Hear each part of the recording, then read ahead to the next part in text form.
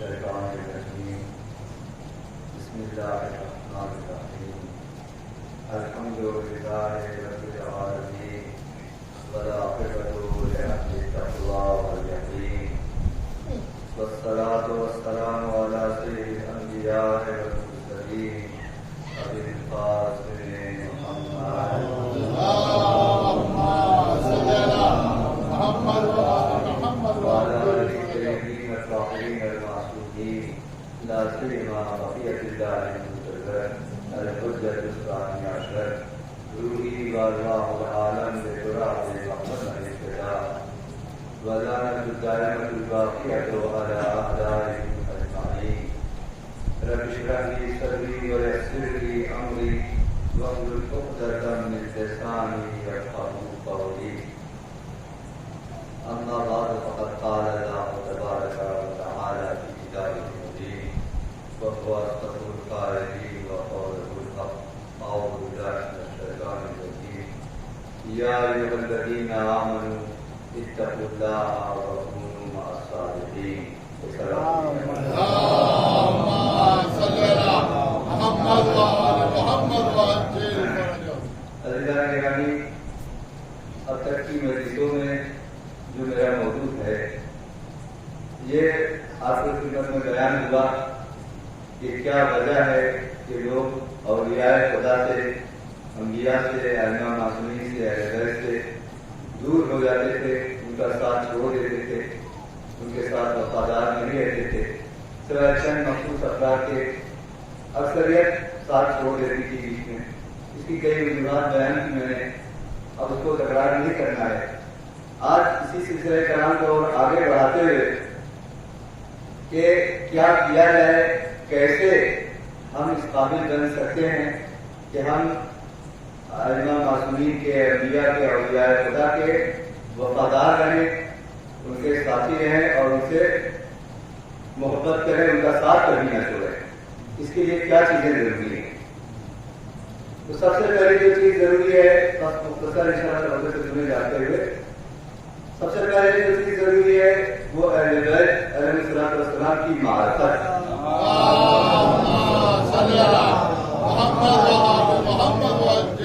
دیکھیے، ہر شیعہ کا فرض ہے کہ اہل بیت کے بارے میں جانے، ان کی زندگی کے حالات کے بارے میں، کیسے کہاں پیدا ہوئے، کیسے ان کی جو ہے وفات ہوئی، شہادت ہوئی، کیسے تمام چیزیں جتنا جان سکتا ہے وہ جانے. لیکن کہنے کا مطلب آج یہ ہے کہ یہ صرف اطلاعات ذہنی یا جس کو آپ کو یہ نالج اہل بیت کے بارے میں اچھی طرح جان لینا، یہ معرفت نہیں ہے. کیونکہ معرفت جو ہے وہ صرف علمی نالج ہو جانا بہت ہو سکتا ہے. بہت سارے کافر میں بھی آپ کو مثال دوں گا، بہت سارے کافر وہ ہم شیعوں سے زیادہ اہل بیت کے بارے میں جانتے ہیں. آپ کو تعجب ہوگا سن کر کے کہ دنیا میں سب سے بڑا جو ادارہ ہے اسلام کو پہچاننے کا، اسلام شناسی کا، وہ اسرائیل ہے. سب سے بڑا ادارہ، اس کے بعد ایران اور مصر میں ہے. وہ لوگ اہل بیت کے بارے میں اور قرآن کے بارے میں، دین اسلام کے بارے میں ہم سب سے حتی بڑے بڑے علماء سے بھی بہت زیادہ جانتے ہیں. لیکن ان کے لیے وہ معرفت نہیں ہے. کہنے کا مطلب یہ کہ معرفت، اہل بیت کی معرفت صرف نالج نہیں ہے، ان کے بارے میں ہم جان جائیں اور بہت ساری کتابیں پڑھیں، بہت سارے درس و تدریس اور بہت سارے لیکچر اٹینڈ کر لیں، یا ہم پڑھائیں یا پڑھیں. علم جو ہے الگ چیز ہے اور معرفت الگ چیز ہے. معرفت کا تعلق عمل سے ہے. معرفت نور قلب ہے. معرفت باور قلبی ہے.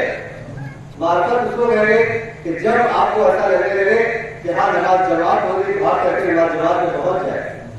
جب آپ آدھی رات کو بستر چھوڑ کر کے نماز عشاء کے لیے اٹھ رہے ہیں، جب آپ اول وقت نماز پڑھنے کی کوشش کر رہے ہیں، یہ عمل سے تعلق میں بات کرتا ہے.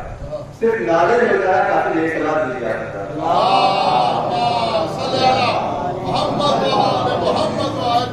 جب معرفت ہے یعنی دل میں اہل بیت کی معرفت، یعنی آپ عملی طور پر ان کے قریب جا رہے ہیں، اس کو بولتے ہیں معرفت. اگر معرفت اگر آپ کے ذہن میں آ رہی ہے تو پھر انسان اہل بیت کی حالت کا تصدیق کر لیتا ہے، اور پھر وفادار ہو جاتا ہے. اگر اہل بیت کی سچی محبت اگر معرفت حاصل ہو جائے. کیوں ایسا ہے کہ اگر معرفت حاصل ہو جائے تو انسان پھر ساتھ نہیں چھوڑتا, جیسے پچھلی تقریروں میں نے کہا کہ بیچ راستے میں چھوڑ کر کے چلا جائے. کیونکہ اہل بیت کی جب معرفت ہو جائے کسی انسان کو عملی طور پر, دیکھیے عملی طور پر میں نے کہا کہ معرفت کا تعلق یقین سے ہے, یقین قلبی جس کی دلیل ہے, اور یقین کا تعلق عمل سے ہے. قرآن کی ایک آیت ہے وَاعْبُدْ رَبَّكَ حَتَّىٰ يَأْتِيَكَ الْيَقِينُ. عبادت کرو اپنے رب کی. عبادت عملی چیز ہے, پریکٹیکل ایک کام کرنا ہے. عبادت کرو اپنے رب کی یہاں تک کہ ان کو یقین حاصل ہو جائے. یعنی یقین تک پہنچنے کے لیے عبادت ضروری ہے. اور عبادت صرف تصور کا نام نہیں ہے, عبادت قابل نہیں ہے. عبادت عملی طور پر کام کرنا ہے, نمازیں پڑھنا ہے, روزہ رکھنا ہے, کرنا ہے. تو عبادت کرو تب تم کو یقین ہوگا, اور جب یقین ہوگا تو معرفت حاصل ہوگی. ایک صلاۃ اور پڑھیں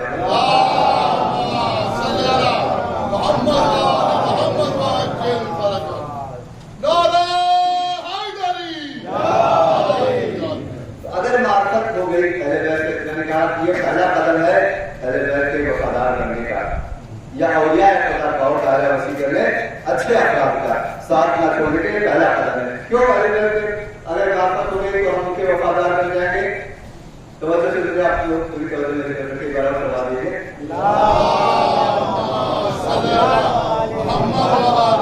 پہلی بات تو یہ کہ اگر اہل بیت کی معرفت ہو گئی تو ہم یہ جانیں گے کہ اہل بیت کا علم بے خطا ہے. ان کے علم میں کوئی خطا کی گنجائش نہیں ہے. کسی قسم ان کا علم جو ہے وہ خدا کے علم سے ہے, اللہ کے علم لے کر کے ہے, جہاں کوئی خطا کی گنجائش نہیں ہے. آپ کو جگانے کی یہ چھوٹا سا واقعہ تاکہ آپ لوگ جانتے رہیں کہ وہ ہے نا کہ مولوی سے آیا بغضی, دل میں نفرت اور کینہ لیے ہے, کہا کہ آج آپ بتائیے میں آج کیا کھانے والا ہوں. تو کہا آج تم دودھ چاول کھاؤ گے. تو اس نے کہا قسم ہے آج میں دودھ چاول نہیں کھاؤں گا. گھر پر آیا, پوچھا کہ بیوی سے پوچھا کیا پکا ہے, آج کیا بنا ہے. تو کہا کہ آج تو گائے نے بتا دیا ہے, دودھ روز کا ہے اور چاول بنا لیا تھا میں نے. کہا نہیں میں نے پسند کھائی, دودھ چاول نہیں کھاؤں گا.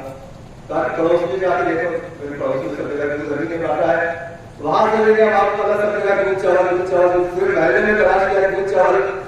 جو مولا نے کہہ دیا نہیں مجھے پتا ہے ہر جگہ اس کو دودھ چاول. اس نے سوچا رہا ہوں قبیلے سے باہر جاتا ہوں, دیکھتا ہوں کچھ ملتا ہے نہیں, دودھ چاول تو نہیں کھاؤں گا. آگے گیا تو دیکھا یمن کی طرف سے یا حبش کی طرف سے کوئی قبیلہ کوئی قافلہ آ رہا تھا. اس نے روکا, کہا آپ کو کہاں جا رہے ہیں, جا رہا ہوں مدینہ جا رہا ہوں. تو کہا کہ مجھے بڑی زور سے بھوک لگی ہے, آپ لوگ جو ہے میرے کچھ کھانے کا انتظام کر دیجیے. کہا بڑی خوشی کی بات, روکو ایک قافلہ روکو. قافلہ سردار نے کہا نہیں روکو, دسترخوان بچھایا گیا اور وہاں اس کے سامنے دودھ چاول. اب جب دودھ چاول آیا تو میں تو نہیں کھاؤں گا. تب وہ لوگوں نے کہا کہ ہم لوگ شیرین کہاں سے نہیں کھاؤ گے, ہم لوگ کون ہیں, ہم لوگ نزیز ہیں, ہم لوگ کون ہے کہ نہیں کھاؤ گے. پٹک کے خوب مارا اس کو, خوب مارا اور زبردستی اس کے منہ میں دودھ چاول ڈالا گیا. اور جب باہر آیا تو مولوی راستے میں رکھے تھے مسکرا رہے تھے. تو کہا اگر دودھ چاول شروع میں کھا لیا ہوگا تو یہ جو کھا کے آئے ہیں وہ نہیں کھانا پڑتا. تو بہت کچھ کھانا پڑا اس کو دودھ چاول نہ کھانے کی وجہ سے, اور وہاں نے اس نے کھایا نہیں. تو علم ان کا بے خطا, عمل ان کا بے خطا. عمل میں بھی کوئی معصوم ہے. جب علم بے خطا, عمل بے خطا, عمل معصوم ہے, وہ اللہ کی طرف سے ڈائریکٹ معصوم ہے. اس کو ہم لوگوں نے اس کو معصومی کو ہم لوگوں نے معصوم نہیں بنا دیا ہے, بلکہ اللہ کی طرف سے معصوم, وہ اپنی جگہ ثابت ہے. وہاں مجھے موقع دے کہ ان کی عصمت کو ثابت کرے, اپنی جگہ ثابت کے لیے معصوم ہے.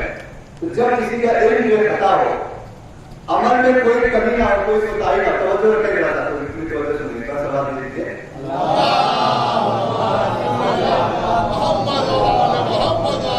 جب علم بے خطا ہو, عمل میں کوئی خطا کی گنجائش نہ ہو, اور تیسری چیز ان کا 3 چیزیں ہو جائیں گی کہ معرفت ہے حاصل ہے.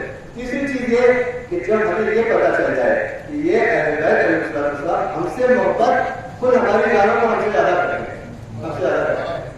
یعنی جتنا ہم کو اپنے سے محبت ہے اس سے کہیں زیادہ یہ ہم سے محبت ہے. تو جب یہ ایک جو اگر یہ 3 چیزیں انسان کو آ جائے, اگر یہ آ جائے تو پھر وہ سر تسلیم کر دیتا ہے السلام کے سامنے اور حقیقی معلومات کو وفادار کر جاتا ہے. سلام دیجیے.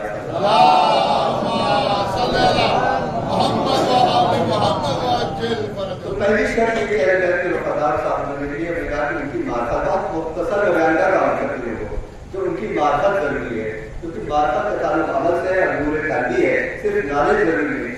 دوسری شرط یہ، اس میں آپ لوگوں کے لیے خوشی کی بات ہے، ہم لوگوں کے لیے خوشی کی بات ہے کہ اہل بیت کی صرف اہل بیت کی معرفت کافی نہیں ہے ان کا ساتھ دینے کے لیے، بلکہ اہل بیت کے ساتھ ساتھ میں ان کے شیعوں میں ہم اور آپ ان کے شیعوں کی بھی معرفت ضروری ہے۔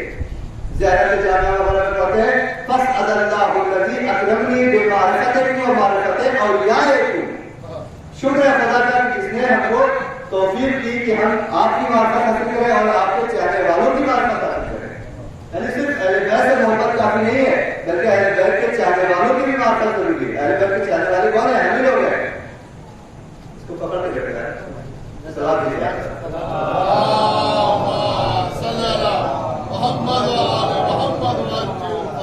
اہل بیت کی معرفت، ایک شخص آیا علامہ امینی کے پاس میں، علامہ امینی کے پاس آیا، کہا کہ آپ سے ایک سوال ہے۔ سوال یہ کہ کوئی شخص ہے بہت توجہ رکھے، کوئی توجہ نہیں کہا میرا وعدہ زیادہ کوئی پورا نہیں کرے گا کیا حضور میں، بہت سے تمہیں جواب نہیں کر کے سوال ہے۔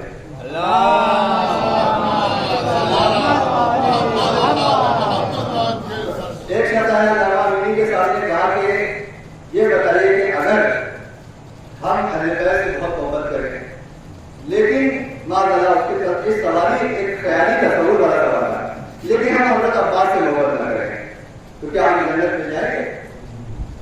تو علامہ امینی نے کہا کہ حضرت عباس تو بہت دور کی بات ہے، اگر تم مجھ علامہ امینی سے بھی اگر محبت نہیں کرو گے تو جنت میں نہیں جا سکتے۔ تو شیعوں سے دیکھیے ایک دلیل دیتا ہوں آپ کے سامنے، اگر میرے سامنے ابھی مثال کے رضوان کے سامنے میں اس کے بچے کر رہا ہوں، میرا بھی بیٹا ہے، لیکن رضوان کو ممکن ہے ایک مثال دے رہا ہوں، کوئی مثال میں مناقشہ نہیں۔ اگر چلیے کلی بات کرتا ہوں، آپ نہیں لینا چاہیے، کلی بات کرتا ہوں، میرے سامنے اگر میرے بچے کو کوئی گالی دے مجھے برا لگے گا، میرے سامنے میرے بچے کو کوئی جو ہے تماشا مارے تو میں اس کی توہین کو اپنی توہین سمجھوں گا، ہے کہ نہیں؟ یہ فطرت ہے انسان کی۔ اہل بیت علیہ السلام اپنے شیعوں کی توہین یا اپنے شیعوں کی جو ہے وہ ان کے اوپر ظلم ہونا، وہ اپنے اوپر ظلم ہونا مانتے تھے، اپنی توہین مانتے تھے۔ چھٹے امام جعفر صادق علیہ السلام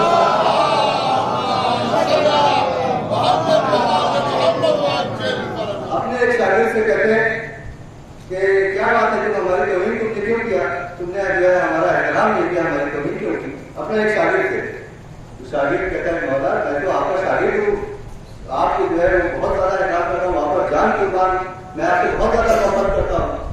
تو امام فرماتے ہیں کہ چوپڑ کے میدان میں دوپہر کے وقت میں تم جا رہے تھے اور تمہاری سواری میں گنجائش کافی تھی، وہاں میرا چاہنے والوں نے تم کو ہاتھ کیا تھا روکنے کے لیے مجھے بھی بٹھا لو، لیکن تم نے بٹھانا نہیں۔ یہ جو تم نے کیا وہ صرف اس کی توہین نہیں بلکہ میری بھی توہین ہے۔ تو امام معصومین اور اسی طرح سے محمد صلی اللہ علیہ وسلم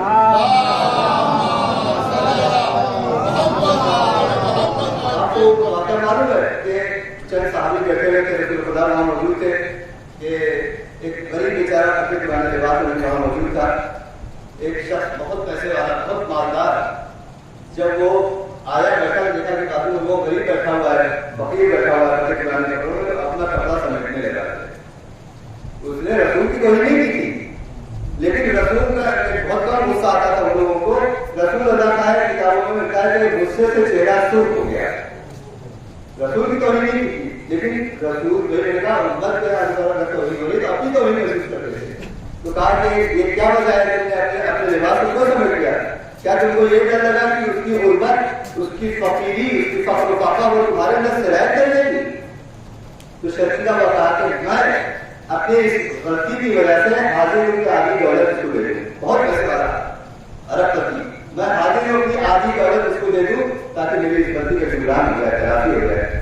تو رسول خدا نے اس غریب شخص سے پوچھا کہ اے شخص کیا تو راضی ہے اس کی آدھی دولت دے دے؟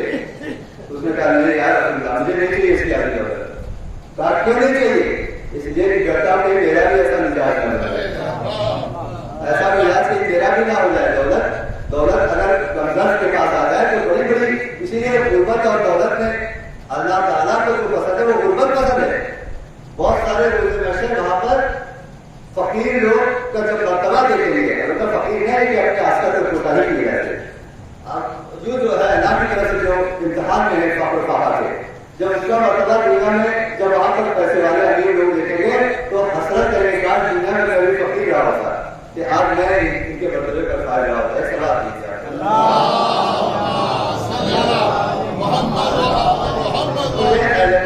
اپنے چاہنے والوں سے ہمارے ماں باپ سے زیادہ محبت کریں. ہم جتنے اپنے بچوں کو اگر توہین ہو رہی تو اپنی توہین محسوس کرتے ہیں, اس سے کہیں زیادہ ہم کو چاہتے ہیں, کہیں زیادہ, ہزار گنا زیادہ. حدیث ہے رسول اللہ فرماتے ہیں انا و علی ابوا ہاتھیما, میں اور علی اس امت کے باپ ہیں. یہ باپ کو ہم کو سمجھانے کے باپ اپنے بیٹے سے جو محبت کرتا ہے, میں کہہ رہا ہوں ان کی محبت ماں باپ کی محبت سے ہزاروں گنا زیادہ ہے. کیا دلیل ہے اس بات کی؟ اس کی بات کی کیا دلیل ہے؟ ان کی محبت ہمارے جس طرح ہم اپنے بچوں سے محبت کرتے ہیں اسے نہیں جا رہا. اس لیے کہ ہم جو محبت اپنے بچوں سے کرتے ہیں وہ غریزی محبت ہوتی ہے, یعنی فطری محبت. جس طرح سے ایک بچہ بھی جانور بھی اپنے بچوں سے محبت کرتا ہے, گائے بھی اپنے بچے سے محبت کرتی ہے, ہر جانور اپنے بچے سے محبت کرتا ہے. وہ لیکن وہ جذباتی محبت ہے جس کو اصطلاح میں مجھے غریزہ لفظ استعمال کرتے ہیں. لفظ غریزی یعنی فطرت کے حساب سے مطابقت ہے, بائی نیچر ایسا ہے کہ ہر ماں باپ اپنے بچے سے محبت کرتے ہیں.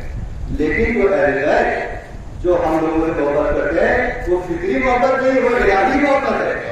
وہ اس طرح کی محبت ہے جو اللہ اپنے بندوں سے کرتا ہے. تو جتنی محبت اللہ اپنے بندوں سے کرتا ہے ماں باپ اپنے بچوں سے نہیں کرتا ہے. ایک سلام دے دیا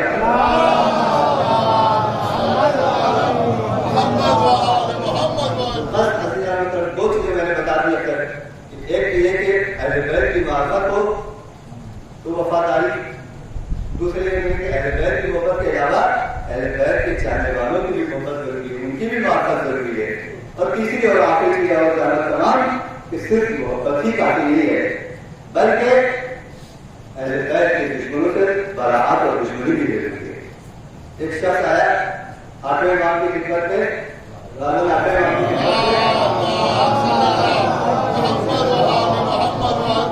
اپنے پیروں ننگے پیر آیا تھا خلافات سے چل کے اپنا پیر دکھایا, پیر میں بڑے بڑے چھالے پڑ گئے. دیکھیے مطلب میں آپ کی محبت میں دور سے چل کر کے آیا. امام نے فرمایا ہر ایک دین بک پر بک کہ دین کیا ہو تو اور بک کے علاوہ کوئی چیز ہے. دین کو اگر خلاصہ کیا جائے, دین کو اگر سمجھا جائے تو محبت اور نفرت کے علاوہ کچھ نہیں. اہل بیت سے محبت اور اہل بیت کے دشمنوں سے دشمنی. اس لیے کہ یہ اہل بیت کی محبت اور اہل بیت کی اگر صرف ہاتھ آگے کہتے ہیں پاس کرتے ہیں اس کا تجربہ یہ کہ جو سب کے سامنے مسکران سے بڑا کوئی منافق نہیں ہے. اللہ بھی ہمارا, شیطان بھی ہمارا, اہل بیت کا راستہ بھی ہمارا, شیطان کا بھی راستہ ہمارا. یہ منافقت کی علامت ہے.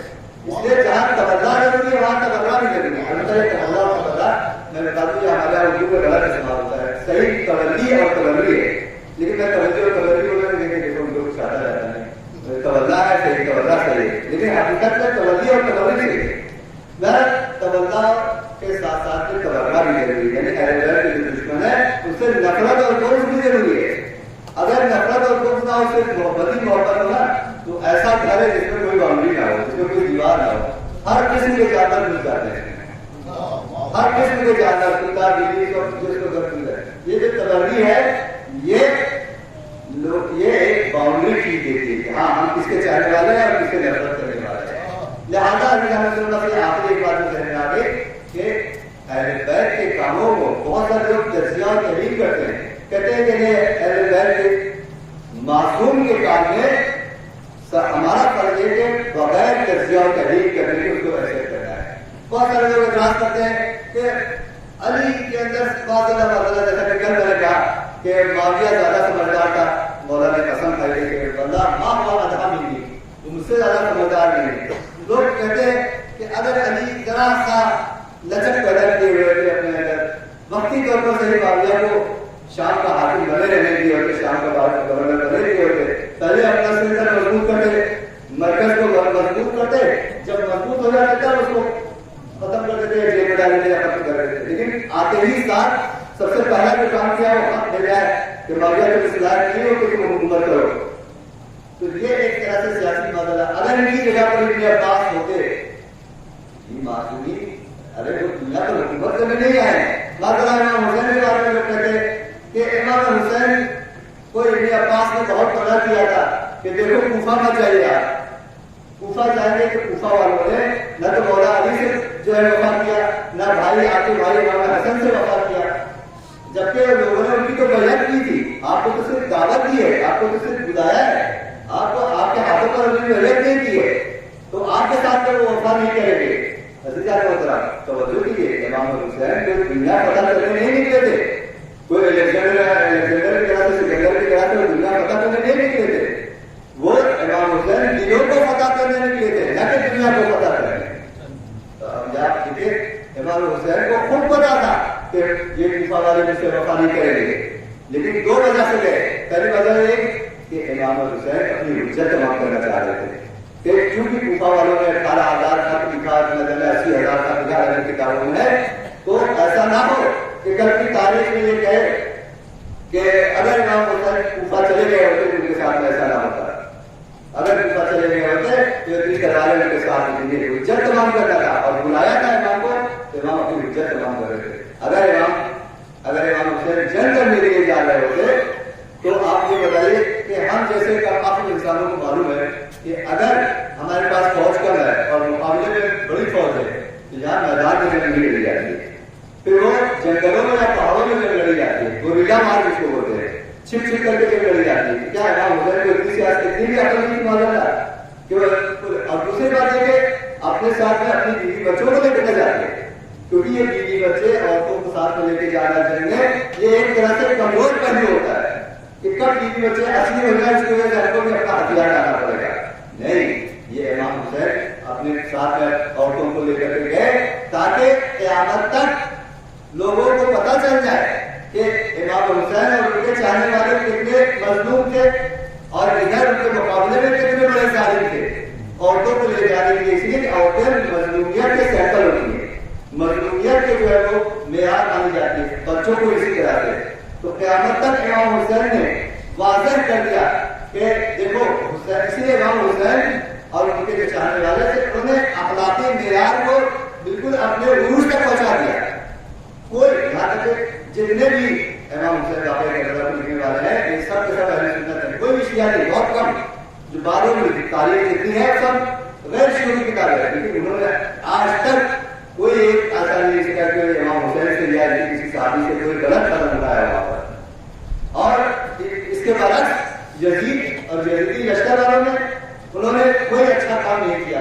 تو قیامت تک یہ بات واضح ہو گئی کہ کون حق پر تھا کون باطل تھا۔ تو جنگ کربلا کی جو تھی وہ جنگ حق اور باطل کی جنگ تھی، وہ جنگ فضائل اور رضائل کی جنگ تھی، وہ پستی اور بلندی کی جنگ تھی۔ اس کوئی کنفیوژن نہ رہنے پائے۔ تاریخ میں آج یہی وجہ ہو کہ آپ دیکھیں امام حسین کو ہندو بھی مانتا ہے، امام حسین کو عیسائی بھی مانتا ہے، بہرحال کو احترام کرتا ہے، بہت ساری جگہ پہ باقاعدہ آزاداری منع کرتے ہیں جو غیر شیعہ ہے، لیکن ادھر سے دیکھیے کہ کوئی اپنے بچوں کا نام لینا نہیں پسند کرتا، اپنے بچوں کا نام رکھنا تک نہیں پسند کرتا ہے۔ صلاح دے دیجیے آپ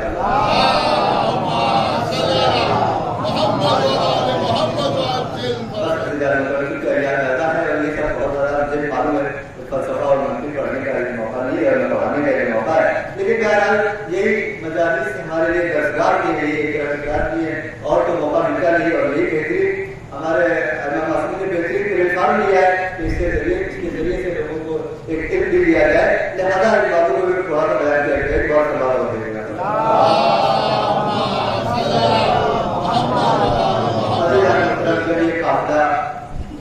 مدینے سے کربلا کی طرف چلا، جب ابھی مدینے سے چند قدم آگے ہی بڑھا تھا کہ خبر ملی امام حسین کو کہ پیچھے سے بھی کوئی پیچھا کر رہا ہے، تو قافلے کو ایک منٹ پہ روک دیا گیا، کہا کہ جاؤ دیکھو کون آ رہا ہے پیچھے پیچھے۔ کافی فاصلے سے کوئی آ رہا تھا، جب جا کر کے دیکھا کہ ایک بہت بوڑھا انسان اور اس کے ساتھ ایک جوان بیٹا، پورا انسان اتنا بوڑھا ہو گیا تھا کہ قبر قبیلہ اور اس کی جو ہے آبو ہے وہ آنکھوں پر لٹک رہی تھی۔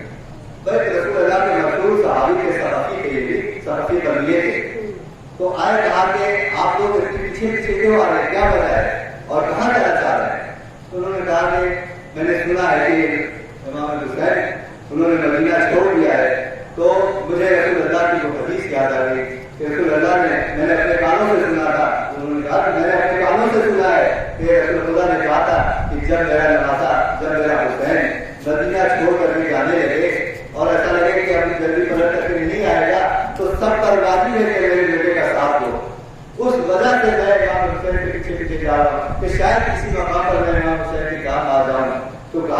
ساتھ ہی اگر آپ امام حسین کے ساتھ ساتھ ہی چلنا چاہ رہے ہیں تو علی کا ایک ہی قافلے میں چلتے ہیں، ایک ہی ساتھ چلتے ہیں. آپ لوگ پیچھے پیچھے ہی اور کیونکہ مشکلات بہت بڑھ رہے گی، راستے میں پیاس لگے گی، راستے میں مشکلات بڑھ رہے گی. تو انہوں نے کہا نہیں، میں نے سنا ہے کہ حسین کے ساتھ میں زینب و کلثوم ہے، میں اتنی جسارت نہیں کر سکتا کہ جس قافلے میں زینب و کلثوم ہو، سکینہ ہو، فاطمہ ہو، رقیہ ہو، میں وہاں آ جاؤں. کہیں ایسا نہ ہو کہ ان کی دل بدلی ہو. اگر کہتا ہوں اے صحابی رسول، آپ کاش کے کربلا میں رہے ہوتے جب بیویاں ایک خیمے سے دوسرے خیمے میں بھاگ رہی تھی، ایک بیوی دوسرے بیوی کے پیچھے چھپنے کی کوشش کر رہی تھی، یہ اشیاء چادروں کو نو کے نیزہ سے چھین رہے تھے.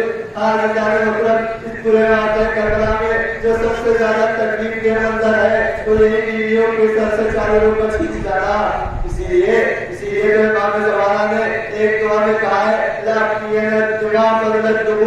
اے مولا، اے میرے دل حسین، میں آپ کے غم میں خون کے آنسو روتا ہوں، بجائے آنسو کے میری آنکھوں سے خون بہتا ہے. تو کسی آدمی نے پوچھا مولا یہ بتائیے کہ کون سا غم ایسا تھا کہ جس کی وجہ سے آپ کی آنکھوں سے بجائے آنسو کے خون بہتا ہے؟ کہیں ایسا تو نہیں جو جناب عباس کی شہادت ہے؟ امام زمانہ نے کہا نہیں، یہ وہ غم ہے کہ اگر عباس کی ہوتے تو ان کی آنکھوں سے بجائے آنسو کے خون بہتا. تو پوچھنے والے نے پوچھا کہ کہیں ایسا تو نہیں وہ علی اکبر کا غم ہے جب علی اکبر کے سینے پہ برچھی لگی تھی؟ کہ وہ غم تو نہیں ہے جس کی وجہ سے آپ کی آنکھوں سے آنسو جاری نہیں ہوتا بلکہ خون بہتا ہے؟ امام زمانہ نے کہا نہیں، یہ وہ غم ہے کہ علی اکبر بھی ہوتے تو ان کی آنکھوں سے خون جاری ہوتا. تو کہا کہ جناب قاسم کا غم تو نہیں کہ ان کا لاشا پامال ہوا؟ کہا نہیں، اگر قاسم بھی ہوتے تو ان کی آنکھوں سے خون جاری ہوتا. تو کہا مولا آپ ہی بتا دیجیے وہ کون سا ایسا غم ہے کہ آپ کے آنکھوں سے آنسو نہیں بلکہ خون جاری ہے؟ تو کہا الشام میری چلتا ہوں پتے پکتا ہوں چادر کوفہ و شام کے بازاروں میں پھرایا کرتا سایہ الذین ظلموا ایام قلیل میں قلیلون